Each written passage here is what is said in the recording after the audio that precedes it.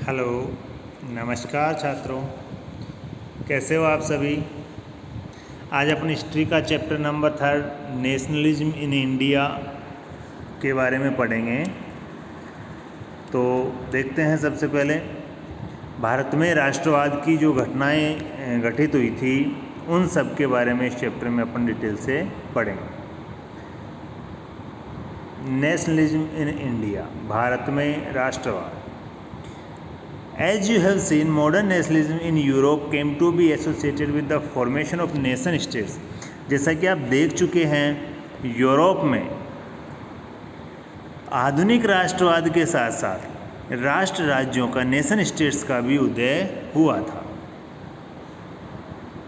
It also meant a change in people's understanding of who they were and what defined their identity and sense of belonging.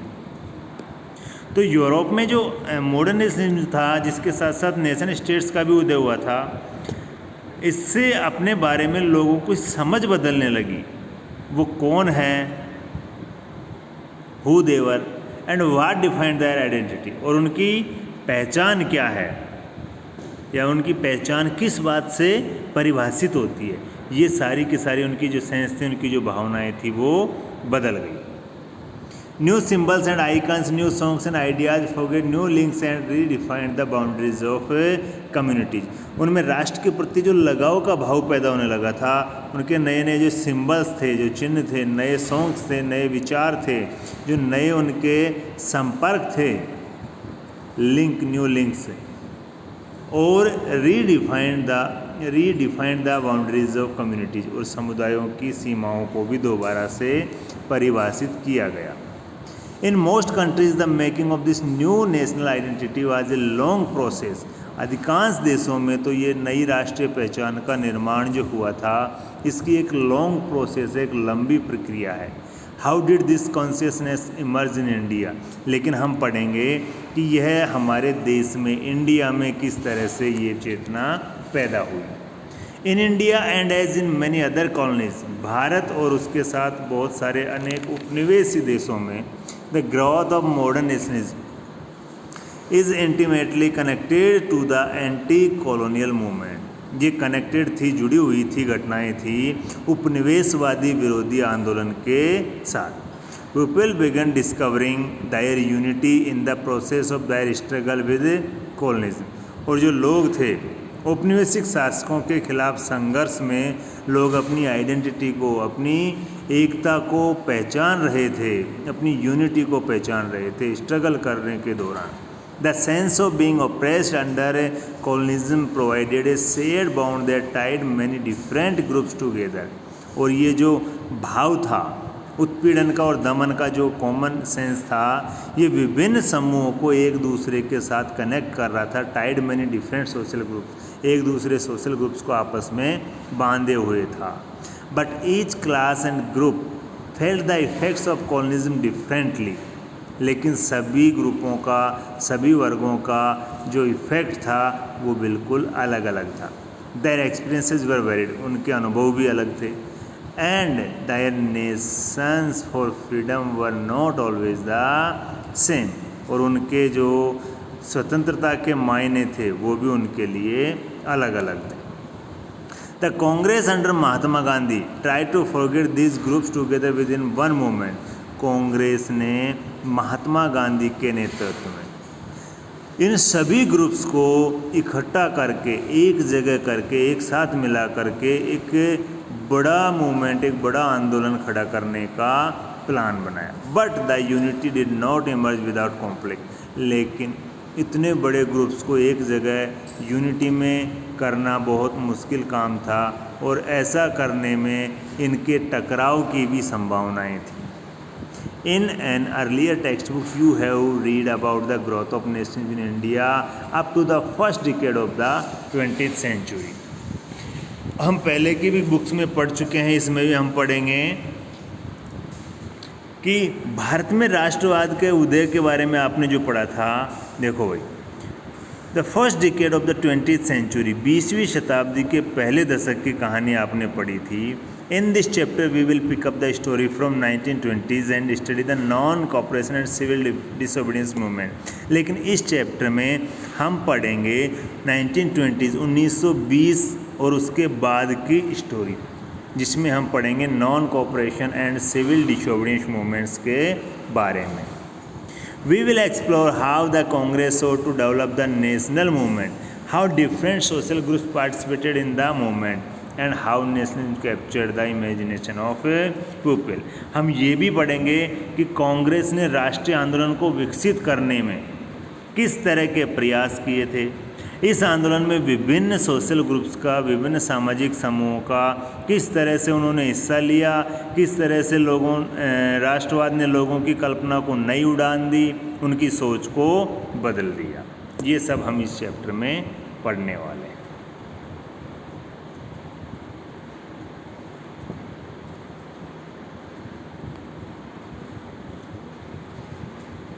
Next देखो, इसका first topic है जो अपन पढ़ रहे हैं, the first world war, खिलाफत and non cooperation. First world war, पहला विश्व युद्ध, खिलाफत और नॉन कॉपरेशन असहयोग आंदोलन। तो अपन इसमें पढ़ेंगे फर्स्ट वर्ल्ड वार के बाद में किस तरह से खिलाफत और नॉन कॉपरेशन मूवमेंट हुए थे। इन द ईयर्स आफ्टर 1919, 1919 के बाद के समय, we see the national movement spreading to new areas, incorporating new social groups and developing new modes of struggle.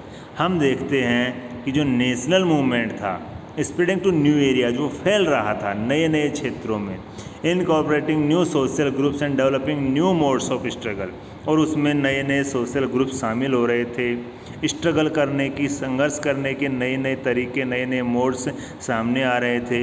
How do we understand these developments, हम इन सारे changes को, इन सारे डेवलपमेंट्स को, बदलावों को किस तरह से देखते हैं, and what implication did they have, और ये जो डेवलपमेंट्स हुए थे इनके क्या परिणाम हुए थे, ये हम इस बारे में इस चैप्टर में पढ़ने वाले हैं। फर्स्ट ऑफ ऑल, सबसे पहले, the war created a new economic and political situation. युद्ध के कारण एक नई समस्या पैदा हो गई थी, economic and political situation.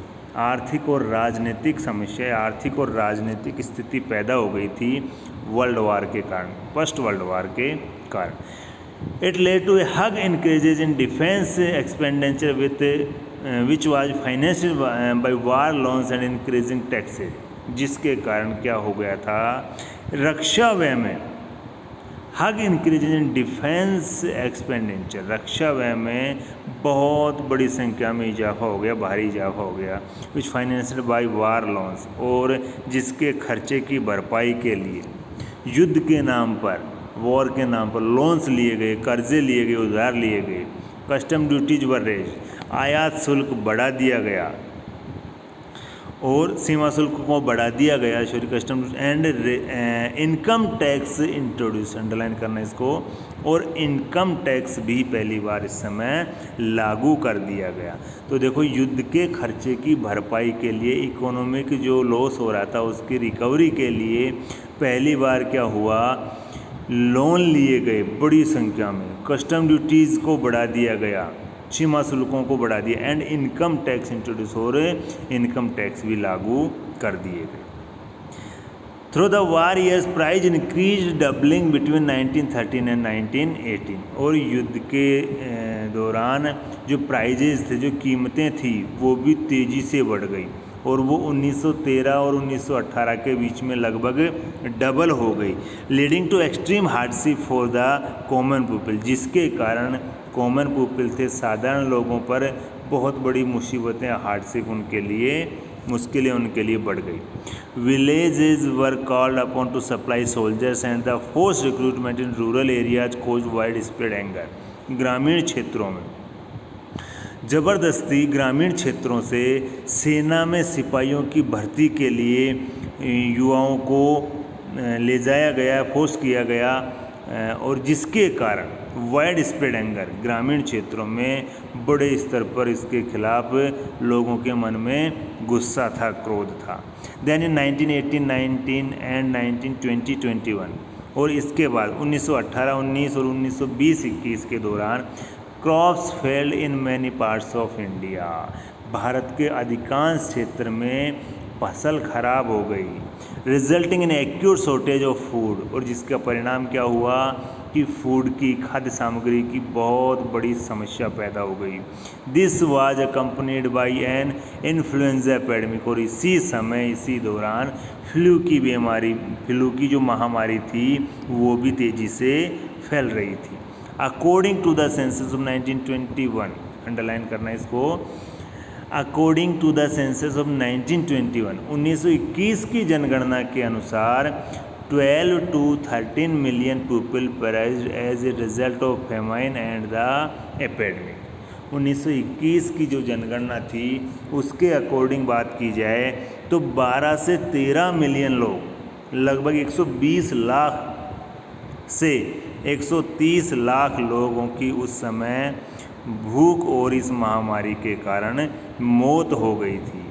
People hoped that their hardship would end after the war was over, लोगों को उम्मीद थी, लोगों को ऐसी आशा थी कि जैसे ही युद्ध ख़त्म हो जाएगा और उनकी हार्डशिप थी, उनकी मुश्किलें, उनकी परेशानियां वो भी ख़त्म हो जाएगी। But that did not happen, लेकिन ऐसा नहीं हो सका। At this stage a new leader appear and suggested a new mode of struggle, इसी समय एक नया लीडर इनके सामने आया जिसने संघर्ष करने का नया तरीका लोगों को सिखाया था, नया तरीका लोगों के सामने पेश किया था, न्यू मोड ऑफ स्ट्रगल। वो कौन सा मोड था उसके बारे में अपन पढ़ते हैं नेक्स्ट। देखो 1.1, the idea of satyagraha, the idea of satyagraha, सत्याग्रह का विचार। तो सत्याग्रह का विचार जो सबसे पहले आया था, कहाँ से आया था और कब आया था? देखो, Mahatma Gandhi return to India in January 1915, underline करना है इसको, मोस्ट लाइन है। Mahatma Gandhi return to India in January 1915, Mahatma Gandhi Bharat वापस आए थे जनवरी 1915। एज यू नो, क्या आप जानते हैं, he had come from South Africa where he had successfully fought, कि वो कहाँ से भारत आए थे? वो साउथ अफ्रीका से भारत आए थे महात्मा गांधी, जहाँ पर उन्होंने साउथ अफ्रीका में उन्होंने सक्सेसफुली, सफलतापूर्वक लड़ाई लड़ी थी। किसके खिलाफ? The racist regime with a novel method of mass agitation which he called satyagraha. उन्होंने साउथ अफ्रीका में जो रेसिस्ट रिजिम थी, जो नस्ल भेदी सरकार थी, उसके खिलाफ एक नए तरीके से, यानी कि सत्याग्रह पूर्वक लड़ाई लड़ी थी और उसमें उनको सफलता भी मिली थी। इसीलिए इस तरीके को, इस पद्धति को किस नाम से जाना जाता है? सत्याग्रह के नाम से जाना जाता है। द आइडिया ऑफ सत्याग्रह, इसको अंडरलाइन करना, definition of satyagraha. The idea of satyagraha emphasised the power of truth, the idea of satyagraha emphasised the power of truth and the need to search for truth.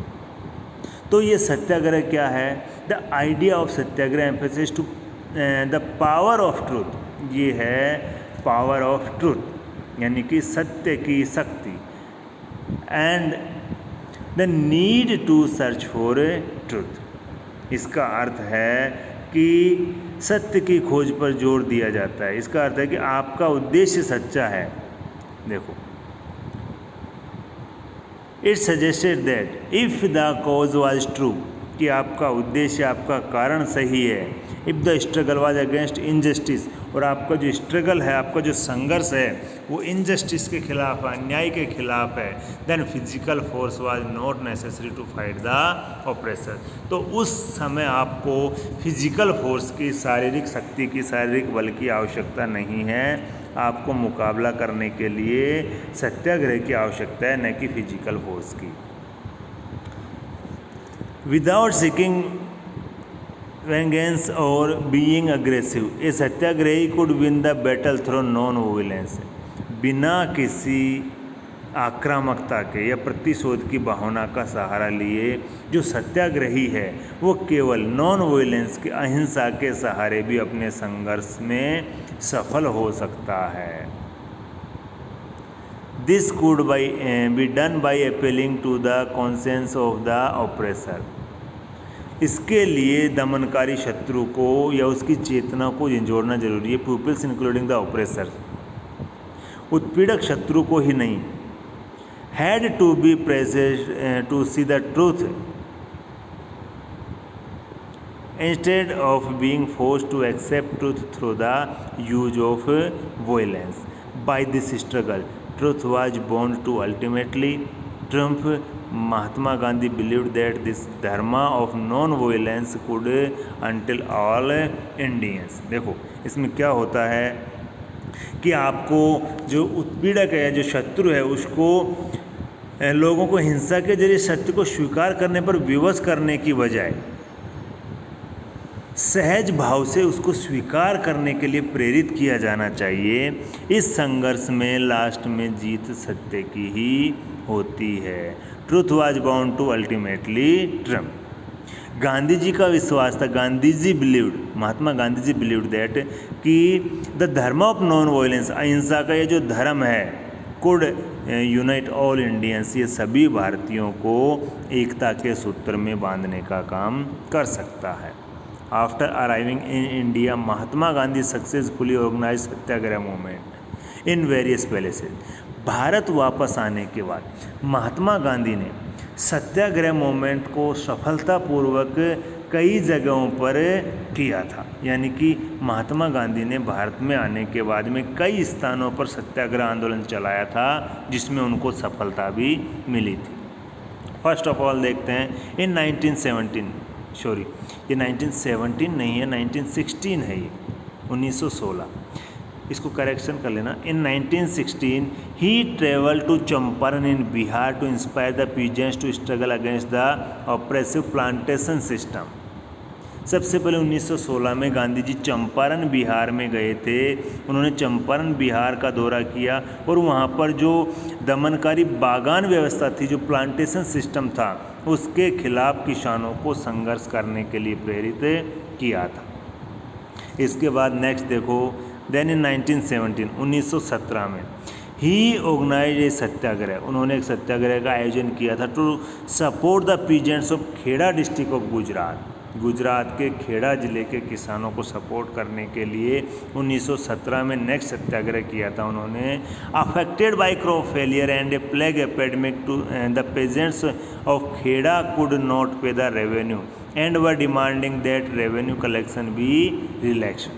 1917 में खेड़ा डिस्ट्रिक्ट में फसल खराब होने के कारण और प्लेग की महामारी के कारण खेड़ा के किसान टैक्स पे करने में, रेवेन्यू चुकाने में सक्षम नहीं थे। तो उन्होंने डिमांड की थी कि जो रेवेन्यू कलेक्शन है उसमें उनको रिलैक्सेशन दी जाए, उनको छूट दी जाए, और इसमें गांधी जी को सफलता मिली थी। इसके बाद नेक्स्ट देखो, in 1918 Mahatma Gandhi went to Ahmedabad to organise a satyagraha movement amongst cotton mill workers. 1918 में गांधी जी ने अहमदाबाद में कॉटन मिल वर्कर्स के, जो सूती कपड़ा कारखानों में काम करने वाले मजदूर थे, उनके बीच में सत्याग्रह आंदोलन चलाया था। तो इस तरह से गांधी जी ने लगातार 3 साल तक 1916, 1917 एंड 1918 तीनों साल तक लगातार 3 सत्याग्रह मूवमेंट इंडिया में किए थे और तीनों में गांधी जी को सफलता भी मिली थी। इसके बाद देखो नेक्स्ट अपन पढ़ेंगे द रोलेट एक्ट, और ये अपन पढ़ेंगे नेक्स्ट वीडियो में। तब तक के लिए गुड बाय।